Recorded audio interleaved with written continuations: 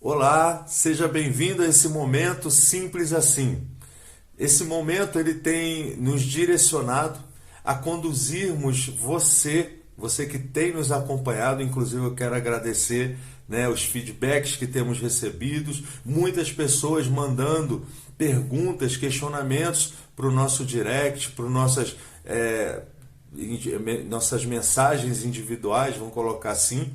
A grande maioria das mensagens já respondemos, dos questionamentos já respondemos, alguns ainda estamos no processo, porque nós estamos dividindo a gravação de vídeo com nossa rotina profissional, com nossa questão familiar, então às vezes leva um tempinho, mas com certeza ou eu ou a Fabiane iremos responder a todos que participam conosco das nossas redes sociais. Pois bem, nessa semana nós estamos trazendo um questionamento que é muito pertinente, que é muito bom você avaliar e trazer esse questionamento para a sua relação conjugal. Na segunda-feira nós trouxemos aqui a importância de você avaliar o seu histórico relacional. Ou seja, como você sempre desenvolveu o seu histórico social, como você sempre lidou com as pessoas. A maioria das pessoas tem muitas dificuldades de trazer intimidade para as suas relações. E quando as pessoas se tornam íntimas, elas começam a apresentar algumas perdas. E nós abordamos isso na segunda-feira. Na terça-feira, é importante falar isso, porque se você não assistiu esses vídeos, é bom que você busque no nosso histórico lá, que vão estar lá todos os nossos vídeos. Na terça-feira, nós trouxemos um questionamento: com quem você aprendeu a casar?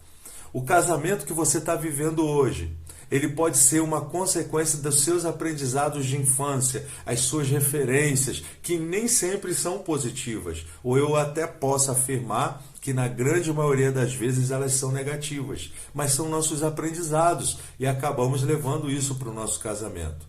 E ontem nós trouxemos a importância de vivermos os nossos princípios e valores. E trouxemos aqui um quadro que pode ser muito grave para alguns relacionamentos. Você está vivendo os seus princípios e os seus valores dentro do seu casamento? Ou você teve que se converter aos princípios e valores do seu cônjuge? Provavelmente, se você está vivendo isso, você perdeu um pouco de significado dentro da sua vida. Você perdeu um pouco de sentimento, de pertencimento dentro dessa relação. E hoje nós queremos trazer um questionamento também.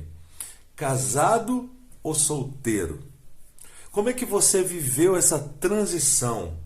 Ou se na verdade, será que você já a viveu?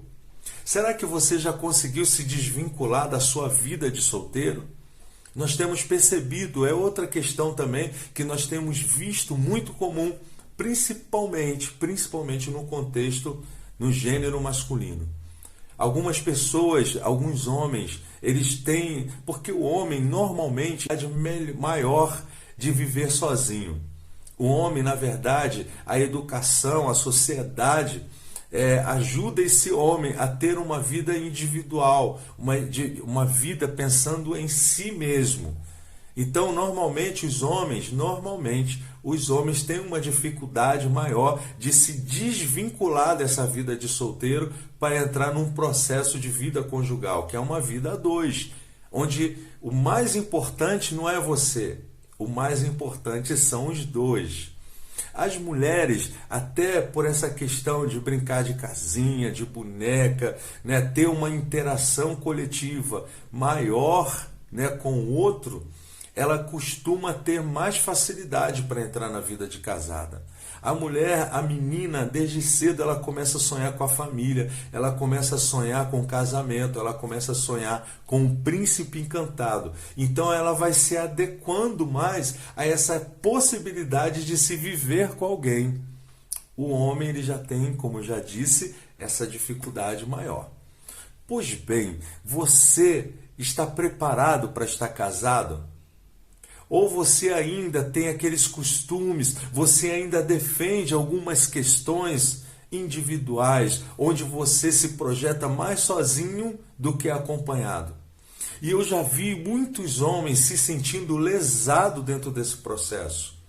Homens que olham para o seu casamento e se sentem sufocados pela presença da esposa, a presença daquela mulher que quer sempre estar do lado dele, que quer sempre inseri-lo dentro do contexto familiar, e a impressão que alguns homens estão sempre fugindo, estão sempre querendo não viver aquilo ali.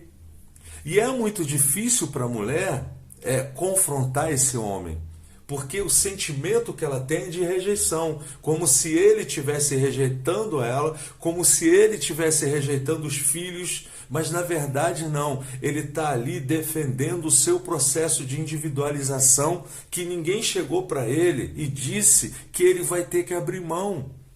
Não totalmente, porque é importante nós trabalharmos ainda o nosso processo de individualização. É muito bom nós estarmos conosco. Quando nós temos esse valor pessoal, a facilidade de vivermos com o outro é muito maior. Tem pessoas que têm dificuldade de se relacionar porque elas não conseguem ter uma relação consigo mesma. Mas normalmente essa dificuldade, que como eu já disse, está mais num contexto masculino, vai além do normal. O homem ele acaba defendendo sim esse processo de individualização, como se ele não quisesse se livrar disso. Ele não quer se livrar dos amigos solteiros, ele não quer se livrar de alguns costumes que ele tinha. E o pior, quando essa situação não é confrontada, e esse confronto nem sempre tem que ser de uma forma de briga, de confusão, mas confrontado em questionamentos. Olha, você já percebeu que você não é mais uma pessoa sozinha? Você agora tem uma outra pessoa, você agora tem uma família que você precisa trazer para o seu contexto de vida? Olha, você já percebeu que algumas coisas não vai dar para continuar vivendo? E se você não mudar, essa pessoa que está aí do teu lado, ela vai se sentir rejeitada, ela vai se sentir sozinha. Eu lembro, no meu processo de casamento, uma das coisas que eu mais sofri foi esse processo de individualização. Algumas vezes a impressão que eu tinha é que a minha esposa estava invadindo o meu território, que era só meu. Ela não tinha o direito de invadir isso ou aquilo. Eu tinha que respirar, eu tinha que viver, eu tinha que ser um pouco eu.